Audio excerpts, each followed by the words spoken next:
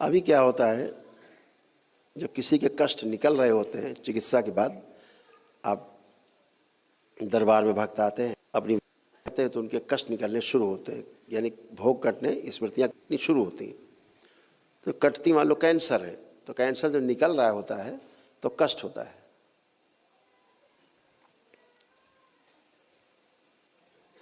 तो अंदर जड़ से निकल करके ऊपर आ रहा होता है, लेकिन सामने वाले को लगता है तो बाहर बहुत निकल रहा है, लेकिन निकलते निकलते सब खत्म हो जाता है, सूख जाता है।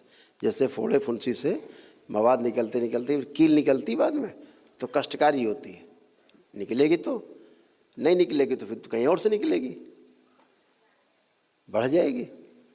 ऐसे ही कष्ट निकलते हैं तो कष्ट होता है। तो आज ये शक्ति जो है दरबार की सक्रिय हो जाएगी कि कैंसर तो कटेगा लेकिन कष्ट नहीं होगा।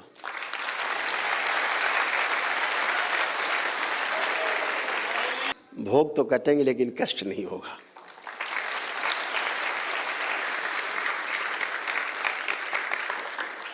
बहुत सुनने में आता, बहुत कष्ट में गुरुजी, बहुत कष्ट में।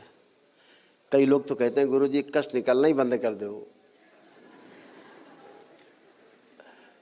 तो हम कहते हैं भैया फिर यहाँ आए काहे थे? फिर तो घरे में रहते और डॉक्टर साहब जिंदाबाद करते हैं। तो डॉक्टर साहब आपको एम्बुलेंस में डाल के उठा ले जाते, आपका काम खुद ही कर देते हो। तो मुझे भी लगता था इन्हें कष्ट तो है ही, कष्ट निकल रहे हैं। हमसे कहते थे भाई कष्ट निकल जाने दो ना। गुरुजी बहुत कष्ट हो रहा है, बहुत ऐसे मामले आते। कुछ लोग कम सह पाते हैं तो फिर उनकी शरीर की क्षमता बढ़ानी पड़ती थी किसी की कि सह ले, निकल जाए कष्ट। तो अब ये सब कुछ नहीं, अब सीधे सीधे ये कष्ट निकलें और कष्ट ना हो, ऐसा।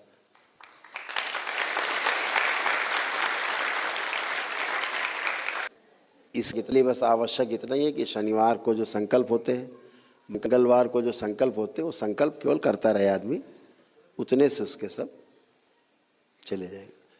तो जो भी लोग दरबार से जुड़े हैं, नहीं आ पाए हैं, और जिनके महाहवन हो गए हैं असाध्य रोगों में, एक दिवसीय अनुष्ठान किया है या एक दिवसीय अनुष्ठान का पुण्य मिला है दरबार की ओर से, पदयात्रा की है किसी ने, ये दरबार ने अपनी तरफ से किसी को दिया है विशेष परिस्थिति में एक दिवसीय हवन का पुण्य, तो वो अपना महाहवन जरूर कर ले।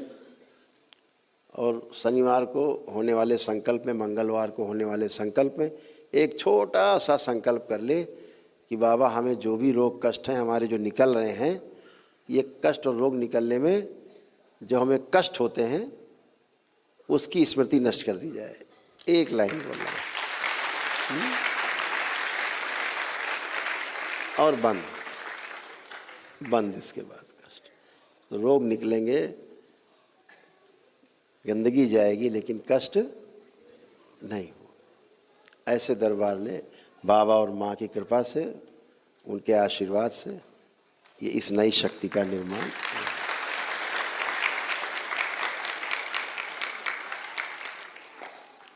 शक्तियाँ तो हर रोज खुलती रहती हैं, अपने अपने अनुसार जो आवश्यकता पड़ती खुल जाती है, लेकिन कुछ विशेष कारण रहते हैं जब विशेष रूप से शक्तियाँ बनाई जाती हैं, उसको दरबार बनाता है।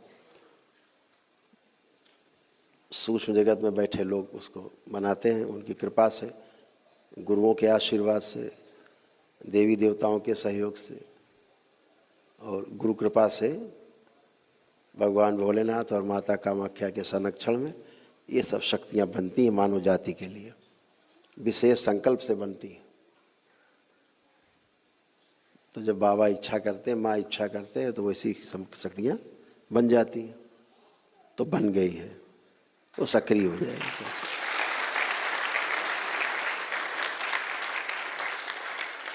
आपको पता ही है, जब भी जो शक्ति बनी वो कार्यरत है। पहले दिन से लेकर आज तक जो शक्ति बनती गई वो सक्रिय होती गई, वही होता गया, वही होता गया। जो शक्ति खुलती गई वही होता गया। तो ये भी हो गया।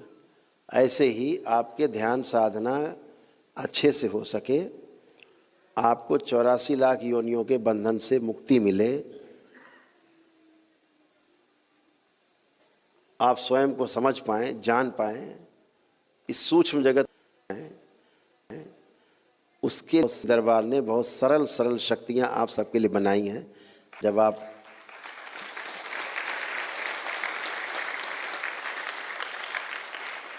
जब आप उसमें कदम रखेंगे आगे, तो आपको खुद ही अनुभव होगा उन चीज़ों का। अभी आपको थोड़ा थोड़ा अनुभव होता है, वो जप की शक्ति से है।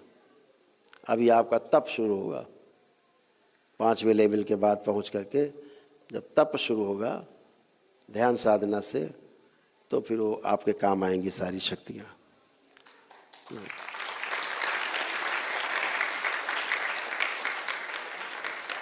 अभी तो वो तमाम शक्तियाँ खुली हैं कि जो लोग जप करते हैं, उनके जप के पुण्य से परिवार के लोग स्वस्थ रहते हैं। जो तंत्र दीक्षा के लेवल में आगे बढ़ गए हैं, उनके पास इतनी ऊर्जा रहती है, घर में बीमार व्यक्ति हो, अगर उनको छू करके दरबार से प्रार्थना कर देते हैं तो उनके कष्ट चले जाते हैं, तुरंत निकल जाते हैं। ये सभी शक्तियाँ खुली हुई हैं, ये सब खुली हुई शक्तियाँ हैं।